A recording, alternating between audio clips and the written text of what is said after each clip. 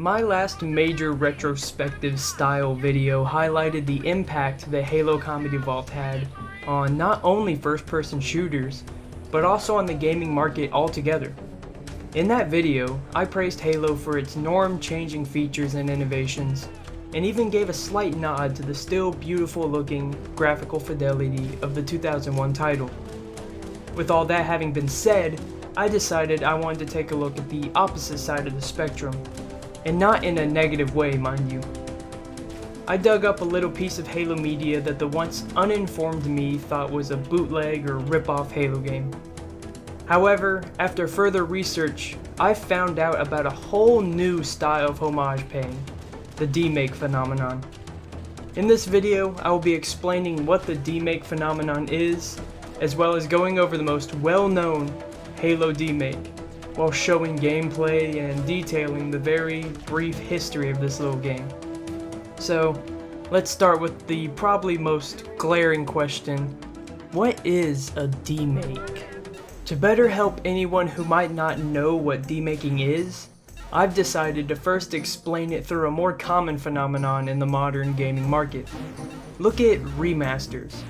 These games are usually remakes of older platform console games that are given a nice graphical update, and sometimes even have their mechanics altered and are re-released on a new platform or console.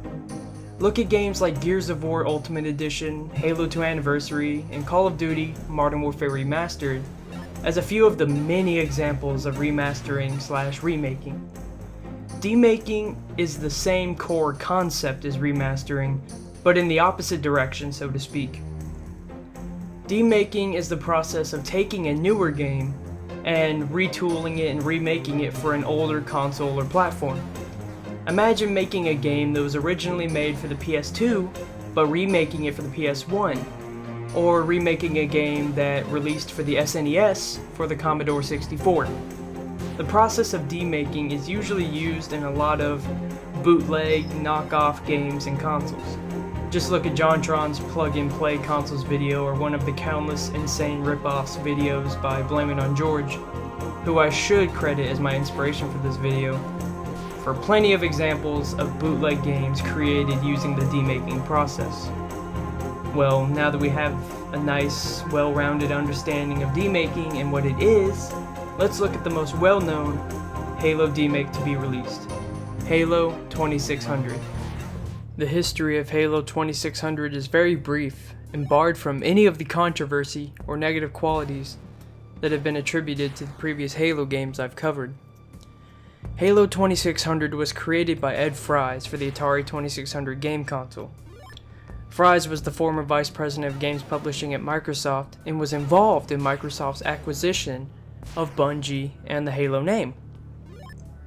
Fries cited the book Racing the Beam, the Atari video computer system, as his inspiration for making the game, having been quoted as saying that making the game had taught him that sometimes constraint is the fuel for creativity.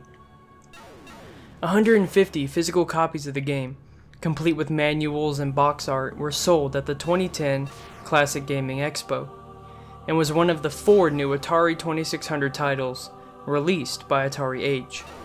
As of 2013, you can actually still buy physical copies of the game, box art and manuals included, from the Atari Age website. You can also find download links to various Atari 2600 emulators and the Halo 2600 ROM file on the Atari Age website. The game stars the titular Master Chief as he fights a Covenant across 64 screens, divided into 4 zones. The zones are Outdoors, Covenant Base, Ice World, and Final Boss Area. The game plays just as you would imagine any Atari 2600 game would. You move freely around the screen and pick up weapons, power-ups, and energy shields, while shooting what seems to be grunts and elites along the way. The power-ups you can obtain, which are guarded by what looks like a concert of elites, are a pair of boots that improve your movement speed, and a new gun that allows you to shoot faster. The energy shield is sometimes found randomly in a screen, or can be dropped by slaying enemies, and allows you to take one more extra hit before losing one of your 3 lives. However, I had an interesting experience in where I went to pick up an energy shield pickup and got killed by it. This leads me to believe that maybe the shield pickups can be traps, or if someone else has a better explanation, they can tell me. If you complete the game, you will be sent back to the title screen. However, this time the background will be red, meaning that if you start the game again from this screen, you'll be playing on Legendary mode. This mode makes your fire speed and movement speed slower, respectively. I personally find it very interesting playing and experiencing Halo on a platform other than PC and Xbox, and styles different from FPS and RTS.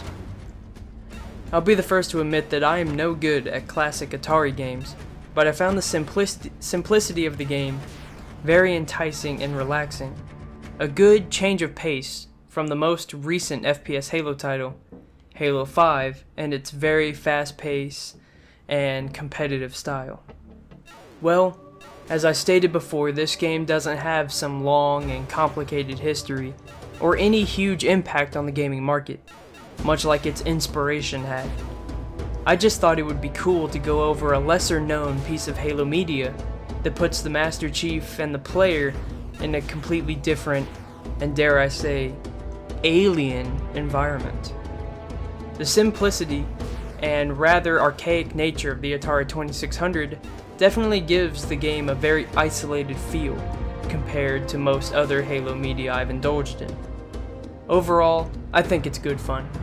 I most definitely plan on snagging a 2013 re-release copy of Halo 2600 for my collection, or maybe, if I'm lucky, I'll be able to find one of the original 150 copies, but I'm not too concerned about that.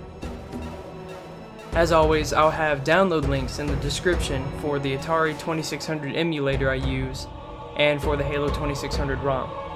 I implore you all to check it out and experience an abstractly different piece of Halo media.